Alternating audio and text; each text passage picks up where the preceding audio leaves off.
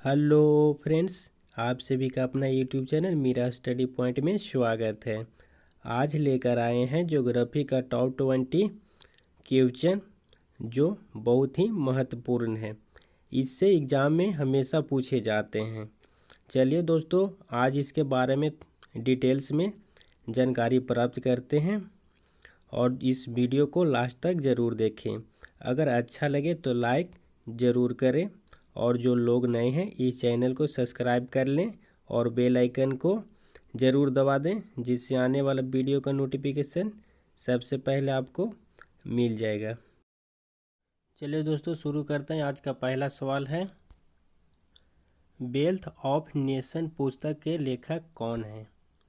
Option A है Adam Smith, B Pandit Nehru, सी Nelson Mandela और D राज बिहारी।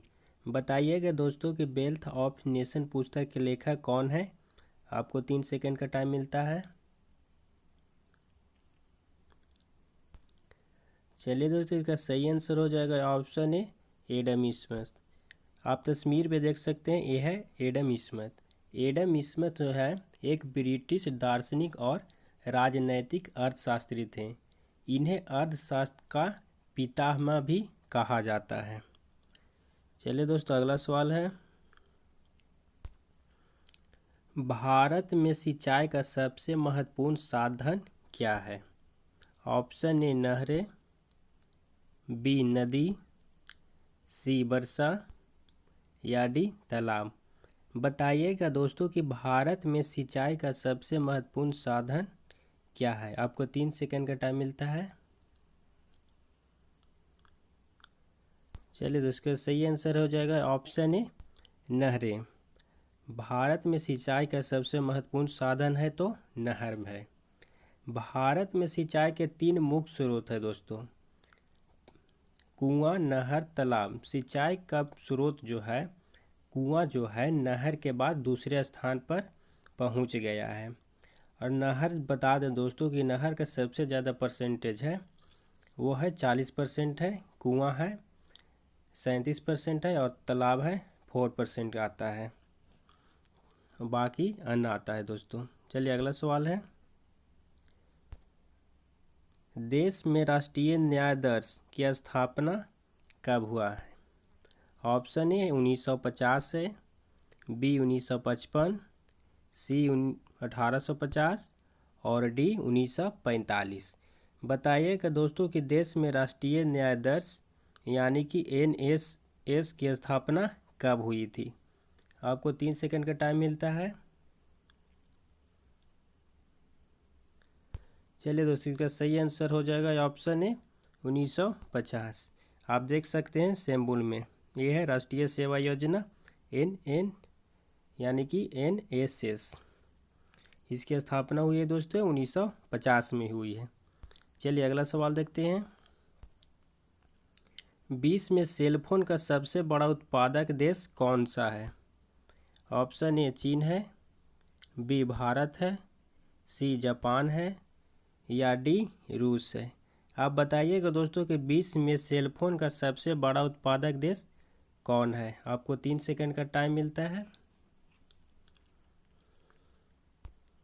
चलिए दोस्तों, इसका सही आंसर हो जाएगा ऑप्शन ए चीन है। बता दें दोस्तों कि इंडियन सेलुलर एसोसिएशन द्वारा दूरसंचार और सूचना प्रौद्योगिकी के साथ साझा जानकारी के अनुसार भारत ने हैंडसेट उत्पादन के मामले में वियतनाम को पीछे छोड़ दिया है और चीन के बाद भारत दुनिया का दूसरे सबसे बड़ा मोबाइल उत्पादक देश बन गया है। यानी कि चीन जो है सबसे बड़ा उत्पादक देश है और उसके बाद दूसरे नंबर पर भारत आता है। चलिए अगला सवाल है कि भारत को अधिकतम किससे कर आय प्राप्त होती है? ऑप्शन ए बिजली कर, बी निगम कर, सी सेवा कर या डी आय कर। आप बताइएगा दोस्तों कि भारत को अधिकतम किससे कर आय प्राप्त होती है। आपको 3 सेकंड का टाइम मिलता है। चलो दोस्तों, इसका सही आंसर हो जाएगा ऑप्शन बी निगम कर। दोस्तों बता दें कि भारत को अधिकतम किससे कर आय प्राप्त होती है, तो ये होती है निगम कर। दोस्तों हम जानते हैं कि भारत में कर जो है केंद्र सरकार और राज्य सरकार द्वारा लगाए जाते हैं। कुछ छोटे कर भी है स्थानीय अधिकारियों द्वारा, जैसे नगर पालिका द्वारा भी लगाए जाते हैं। चलिए दोस्तों अगला सवाल है, ये है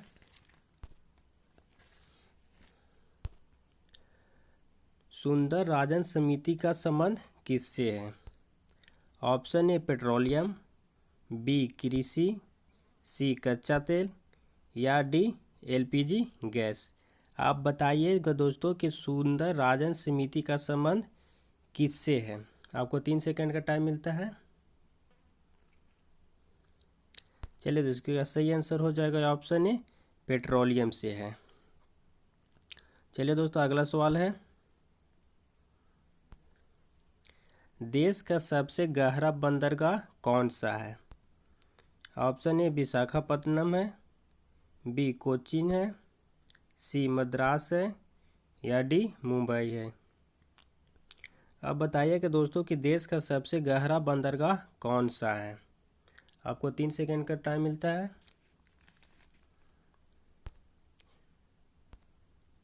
चलो इसका सही आंसर हो जाएगा दोस्तों विशाखापत्तनम। विशाखापत्तनम जो है देश का सबसे गहरा बंदरगाह है। ये बता दें दोस्तों कि गंगावारम बंदरगाह जो है भारत के सबसे गहरा बंदरगाह है, जो ये आंध्र प्रदेश के विशाखापत्तनम में स्थित है। यह जो है वर्ष 2009 ईस्वी में खुला था। बता दें दोस्तों कि देश का सबसे गहरा बंदरगाह है, जो सबसे बड़ा बंदरगाह जो है केरल के कोचीन में स्थित है, जो हिंद महासागर और अरब सागर के बीच स्थित है। देश का सबसे बड़ा बंदरगाह केरल है, जो कोचीन में स्थित है। और देश का सबसे गहरा बंदरगाह है तो है विशाखापत्तनम। चलिए दोस्तों अगला सवाल है 8वां नंबर है, किस देश को मुद्रा प्रायः हार्ड करेंसी होती है। ऑप्शन ए विकासशील देशों की, बी गरीब देशों की या सी विकसित देशों की या डी शक्तिशाली देशों की। बताइए कि दोस्तों कि आप किन देशों की मुद्रा प्रायः हार्ड करेंसी होती है। आपको 3 सेकंड का टाइम मिलता है। चलिए तो इसका सही आंसर हो जाएगा दोस्तों ऑप्शन सी विकसित देशों की है। बता दें दोस्तों कि मुद्रा की जो है हार्ड करेंसी जो है विकसित देशों की है। चलिए अगला सवाल है 9 नंबर, दास कैपिटल किसकी प्रसिद्ध पुस्तक है। Option A Karl Marx, B Indira Gandhi, C Chanakya या डी नेल्सन मंडेला। आप बताइएगा दोस्तों कि दास कैपिटल किसकी प्रसिद्ध पुस्तक है। आपको 3 सेकंड का टाइम मिलता है। चलिए तो इसका सही आंसर हो जाएगा दोस्तों कार्ल मार्क्स। आप तस्वीर में देख सकते हैं, ये है कार्ल मार्क्स। कार्ल मार्क्स जो है दोस्तों दास कैपिटल की रचना जो है कार्ल मार्क्स ने 1867 ईस्वी में की थी। यह पुस्तक जो है पूंजी एवं पूंजीवाद के विश्लेषण पर आधारित है। बता दें कि दोस्तों कि तथा इसमें मजदूर वर्ग को शोषण से मुक्त करने का उपाय बताए गए हैं। चलिए अगला सवाल है, भारत में कोयले की सबसे मोटी पटल कहाँ पाई जाती है। ऑप्शन ए है सिंगरौली में, बी बिहार, सी कानपुर या डी मध्य प्रदेश। आप बताइएगा दोस्तों कि भारत में कोयले की सबसे मोटी पटल या मोटी परत कहाँ पाई जाती है। आपको 3 सेकंड का टाइम मिलता है। चलिए इसका सही आंसर हो जाएगा दोस्तों ऑप्शन ए सिंगरौली में। आप देख सकते हैं दोस्तों कि कोयले की सबसे मोटी पटल जो है सिंगरौली में है।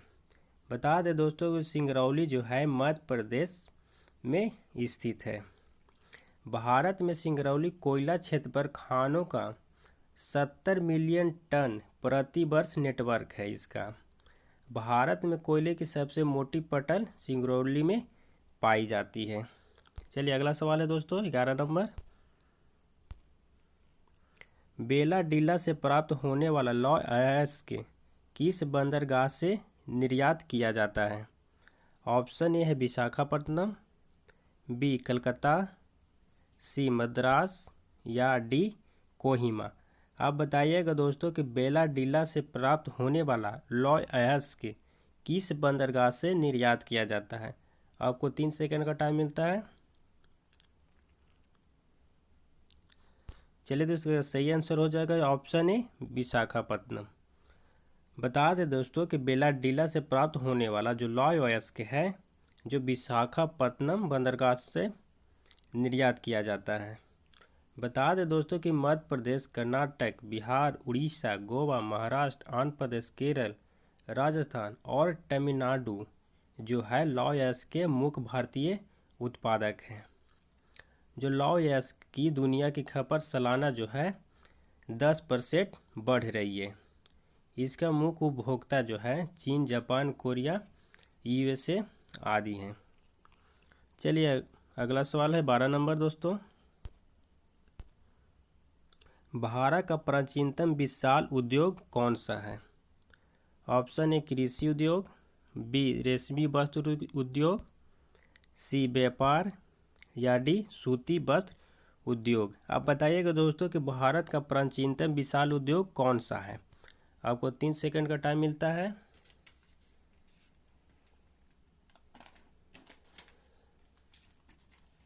चलिए तो इसका सही आंसर हो जाएगा आपका ऑप्शन डी सूती वस्त्र उद्योग।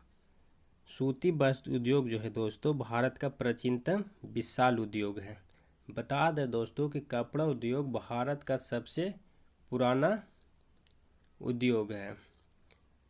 भारत में आधुनिक स्तर की प्रथम सूती मिल जो है 1818 ईस्वी में कोलकाता के निकट स्थापित किया गया था। बता दें दोस्तों कि 13 अगस्त 1947 तक भारत में 394 सूती वस्त्र मिल थे।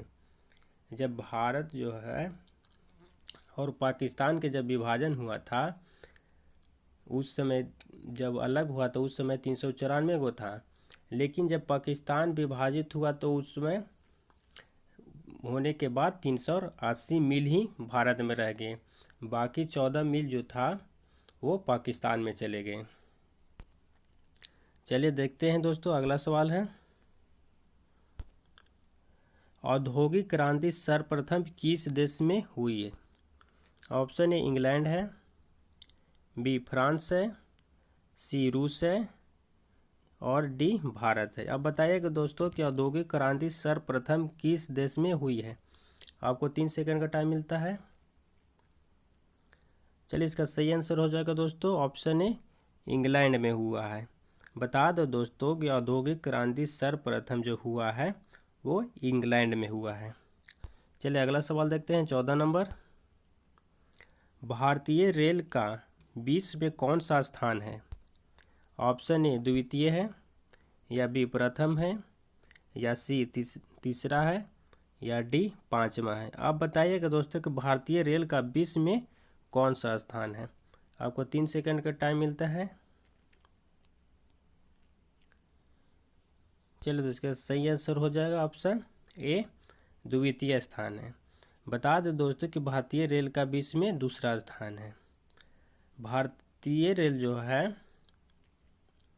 जो एशिया का दूसरा सबसे बड़ा रेल नेटवर्क है।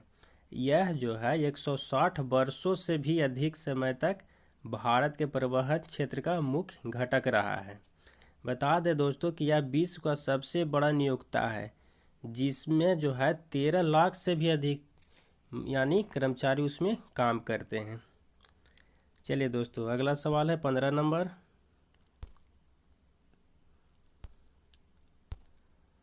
भारतीय रेल यानी कि भारतीय रेलवे कितने जोन में विभाजित है? ऑप्शन ए 17, बी 18, सी 19 या डी इनमें से कोई नहीं। आप बताइएगा दोस्तों कि भारतीय रेलवे कितने जोन में विभाजित है? आपको 3 सेकंड का टाइम मिलता है। चलिए तो इसका सही आंसर हो जाएगा ऑप्शन ए 17। बता दें दोस्तों कि भारतीय रेल जो है रेलवे में 17 जोन में विभाजित है और इसमें 73 जो है डिवीज़न है। याद रखिएगा दोस्तों, 17 जोन और 73 डिवीज़न है। चलिए आगे देखते हैं। अगला सवाल है, भारत में आर्थिक नियोजन कब प्रारंभ हुई थी? ऑप्शन ए है 5 मई 1954, बी है 1 अप्रैल 1951, सी है 28 अगस्त 1989,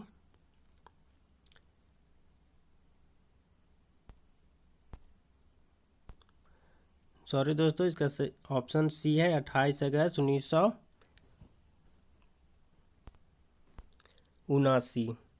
चलिए ऑप्शन डी है 30 सितंबर 1960। अब बताइएगा दोस्तों कि भारत में आर्थिक नियोजन जो है कब प्रारंभ हुई थी? आपको 3 सेकंड का टाइम मिलता है, बताइएगा। चलिए दोस्तों, इसका सही आंसर हो जाएगा ऑप्शन बी सही है, 1 अप्रैल 1951 में।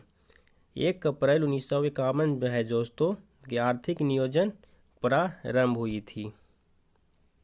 चलिए अगला सवाल देखते हैं कि भारतीय रिजर्व बैंक का राष्ट्रीयकरण कब किया गया था?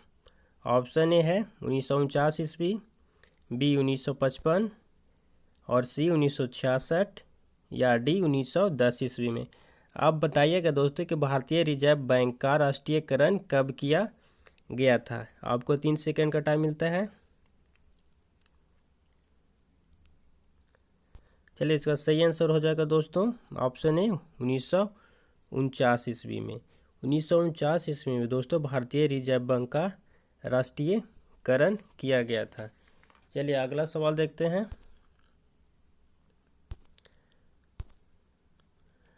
ज्ञान प्रकाश समिति का संबंध किससे है? ऑप्शन ए चाय घोटाला, बी रेशम घोटाला, सी चीनी घोटाला या डी अनाज घोटाला। अब बताइएगा दोस्तों कि ज्ञान प्रकाश समिति का जो संबंध है किससे था? आपको 3 सेकंड का टाइम मिलता है, बताइएगा। चलिए दोस्तों, इसका सही आंसर हो जाएगा ऑप्शन सी चीनी घोटाला। अगला सवाल है, भारत में सर्वाधिक मूल्य के रत्न और आभूषणों का निर्यात किस देश को होता है? Option A America, B Australia, C Pakistan या डी इंग्लैंड। बताइए कि दोस्तों कि भारत में सर्वाधिक मूल्य के रत्न जो है रत्न एवं आभूषणों का निर्यात किस देश को होता है? आपको 3 सेकंड का टाइम मिलता है, बताइएगा। चलिए तो इसका सही आंसर हो जाएगा ऑप्शन ए अमेरिका। भारत में सर्वाधिक मूल्य के रत्न एवं आभूषणों का जो निर्यात होता है सबसे ज़्यादा जो होता है अमेरिका देश को होता है। चलिए दोस्तों अगला सवाल है, लास्ट है, राष्ट्रीय कृषि बीमा योजना किसके द्वारा प्रायोजित है? Option A GIC, B LIC, C FIC या डी बैंक प्लान। बताइए कि दोस्तों कि राष्ट्रीय कृषि बीमा योजना जो है किसके द्वारा प्रायोजित है? चलिए आपको 3 सेकंड का टाइम मिलता है, बताइएगा। चलिए दोस्तों के सही आंसर हो जाएगा ऑप्शन ए GIC। राष्ट्रीय कृषि बीमा योजना जो प्रायोजित हुआ था ये हुआ था GIC द्वारा। बता दें दोस्तों कि GIC का जो फुल फॉर्म होता है वो होता है ज्योग्राफी इंफॉर्मेशन सिस्टम। बता दें दोस्तों आपको कि राष्ट्रीय कृषि बीमा योजना जो है 1999 से ही लागू हुई थी। इससे देश का पहला कृषि बीमा माना जाता है। चलिए दोस्तों आप कितना सही किए हैं कमेंट बॉक्स में ज़रूर बताएं। अगर ये वीडियो अच्छा लगा हो तो लाइक ज़रूर कर दें और जो लोग नए हैं इस चैनल को सब्सक्राइब कर दें और बेल आइकन को ज़रूर दबा दें, जिससे आने वाला वीडियो को नोटिफिकेशन सबसे पहले आपको मिल जाएगा। आपसे रिक्वेस्ट है दोस्तों कि ज़्यादा से ज़्यादा शेयर कमेंट ज़रूर करें। चलिए दोस्तों फिर मिलेंगे अगला वीडियो में। ओके, थैंक्स, धन्यवाद। Peace.